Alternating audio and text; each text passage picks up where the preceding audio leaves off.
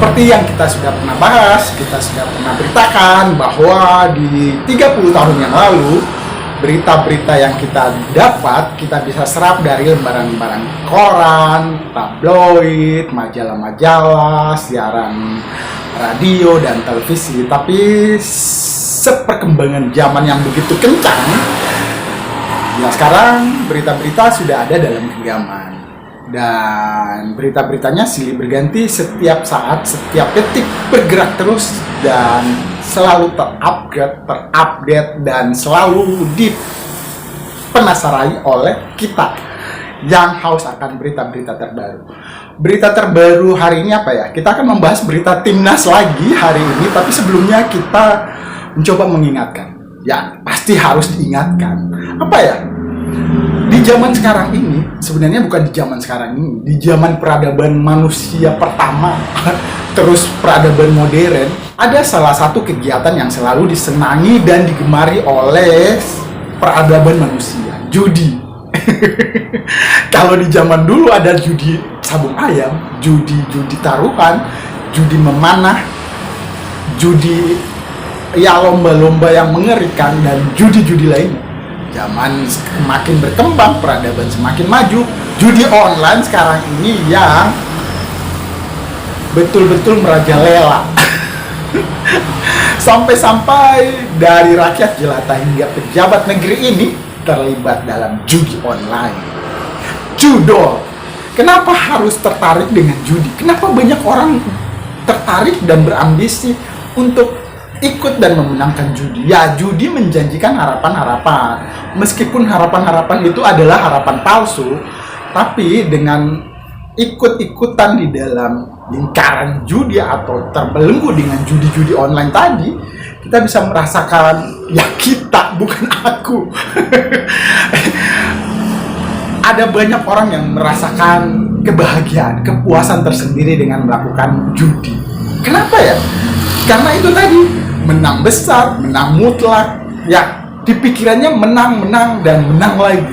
Tapi sebenarnya adalah kejadian yang terjadi lebih banyak terkuras habis, entah dana, entah harta, terkuras habis untuk judi online. Tapi yang kita dapatkan ya mungkin sebanding, bahkan kebanyakan akan habis. Itu yang terjadi sebenarnya. Makanya pesan kali ini, karena kita pakaian putih-putih, putih itu artinya suci ya, jangan coba-coba atau yang sudah terjerumus di judi online, kembalilah ke jalan yang lurus dan benar. Judi online itu membutakan mata hati kita. Jauhi judi online itu. Yes.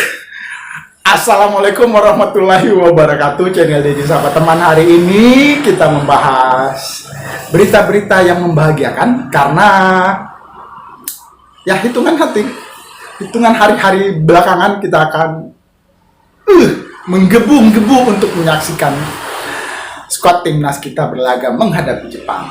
Berita terbaru adalah personil atau punggawa skuad timnas Indonesia sudah berdatangan, seperti ya kiper andalan kita Martin Paes dikabarkan sudah menginjakan kaki di tanah air, dan beritanya kita simak nanti. Lalu berikutnya akan disusul oleh Justin Hubner. Ada berita yang kurang menggembirakan, Ivan Jenner mungkin tidak bisa dimainkan, tapi banyak berita yang menggembirakan. Berita-berita menggembirakan itu, Martin Paes sesegera mungkin ngegas dan ikut ke TIS. TIS itu apanya? TIS itu ini latihan, pemondokan istilahnya. Jadi training center, apa bener TIS itu training center? Ya, ikut pelatihan untuk menghadapi match day di tanggal 15 nanti menghadapi Jepang. Martin Paes sudah ada, kabarnya sudah ada di mana ya? Di hotel, di tempat yang tidak mungkin dibocorkan.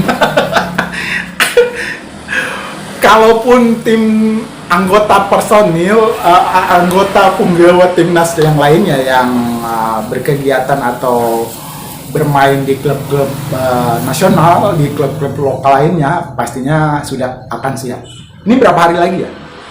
9 hari lagi. Kita akan menyaksikan Indonesia melawan Jepang.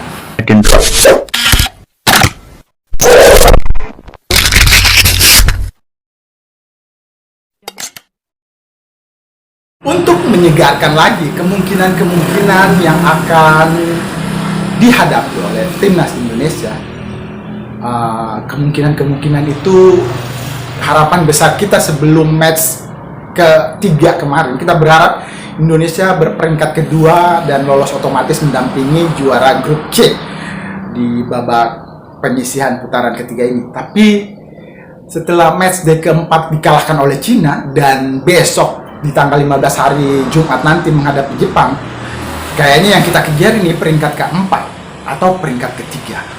Tapi belum menutup kemungkinan di sepak bola itu tidak mungkin dan pasti memungkinkan. Ya, untuk itu kita segarkan lagi, gimana sih peluang Indonesia? Seperti ini peluang timnas Indonesia untuk menuju Piala Dunia. Inilah skenario jika timnas Indonesia ingin lolos ke Piala Dunia 2026. Babak 3, Indonesia harus berada di posisi 1 atau 2 jika ingin lolos langsung ke Piala Dunia. Namun jika Indonesia menempati posisi 3 dan 4, Indonesia masih punya kesempatan untuk lanjut ke babak 4. Di babak 4, posisi 3 dan 4 dari masing-masing grup babak 3 akan dibagi menjadi 2 grup. Di babak 4 Indonesia harus menjadi juara grup jika ingin langsung lolos Piala Dunia. Namun jika Indonesia berada di posisi 2, maka Indonesia akan melaju ke babak 5.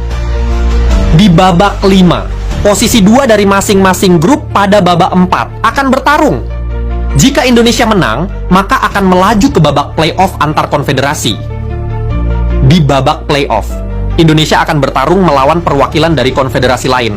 Akan ada 6 tim dan 4 jatah tiket yang diperebutkan di babak playoff. Jadi, tim nasional Indonesia, tim sepak bola kita masih bisa berharap untuk bisa lolos otomatis ke Piala Dunia 2026. Nah, ini dia liputan terbaru dari kanal teman-teman kita HBS Garuda Indonesia kalau nggak salah, tentang Martin Paes sudah siap untuk mengikuti pelatihan atau bukan pelatihan sih sebenarnya, lidah kita lebih lancar menyebutkan pelatihan, tapi pusat pelatihan. Ini dia liputan dari HBS.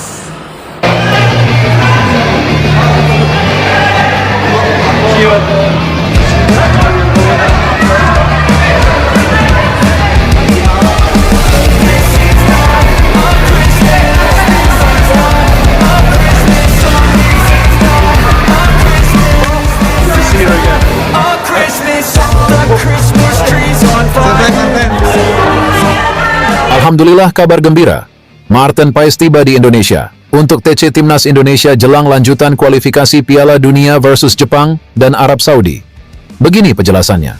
Martin Paes on the way, OTW, Indonesia, dan bakal menjadi pemain abroad pertama yang tiba di tanah air jelang Timnas Indonesia versus Jepang di matchday kelima grup C kualifikasi Piala Dunia 2026 zona Asia pada Jumat, 15 November 2024. Hal itu terlihat dalam unggahan stories di akun Instagram Martin Paes, @martinpaes. Kiper FC Dallas ini merupakan satu dari 27 pemain yang dipanggil Shin Tae-yong untuk laga melawan Jepang dan Arab Saudi, 19 November 2024. Dari 27 pemain yang dipanggil, 16 diantaranya berstatus pemain abroad, alias pesepak bola Indonesia yang berkarier di luar negeri.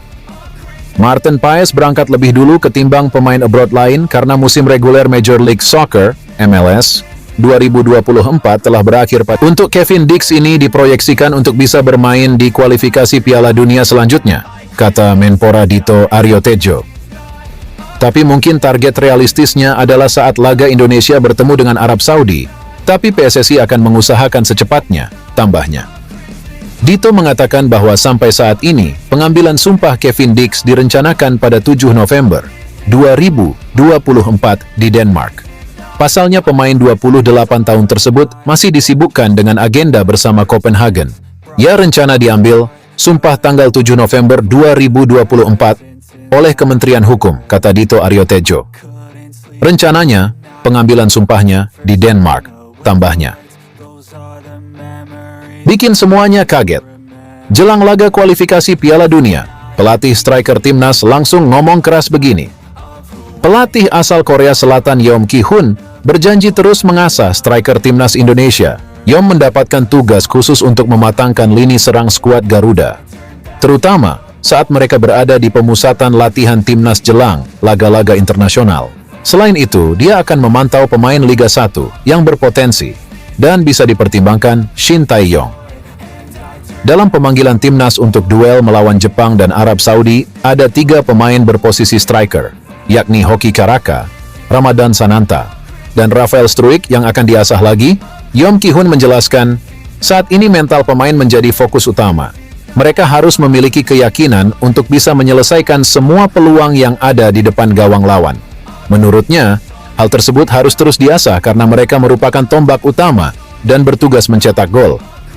Saya ingin sekali meningkatkan mental dan rasa percaya diri pada penyerang Indonesia.